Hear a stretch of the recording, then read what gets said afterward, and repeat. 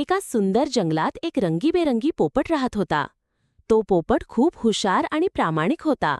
सगळे प्राणी त्याला इमानदार पोपट म्हणून ओळखायचे. एक दिवस जंगलात गोंधळ उडाला. सोनू मोर रडत रडत सगळ्यांना सांगत होता, माझं सोन्याचं मोती हरवलंय, कुणीतरी चोरलंय.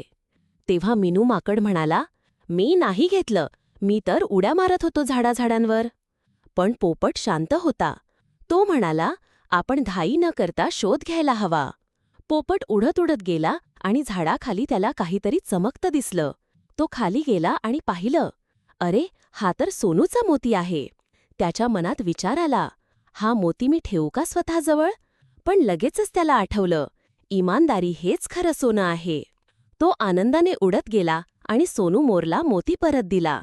सोनू मोर खूप खुश झाला आणि म्हणाला, पोपट, तू खरंच खूप प्रामाणिक आहेस, धन्यवाद. हे बघून सगळे प्राणी खुश झाले. तेवढ्यात राणी हरणी आली. तिनं पोपटाकडे पाहिलं आणि म्हणाली, पोपट, तू जंगलाचा सच्चा मित्र आहेस. आजपासून तू माझा सल्लागार आहेस. त्याच्या मनात गोड आणि शिकवणूक देणारं. नरेशन शेवटी. मुलांनो, या गोष्टीतून आपल्याला काय शिकायला मिळालं? प्रामाणिकपणा नेहमी जिंकतो.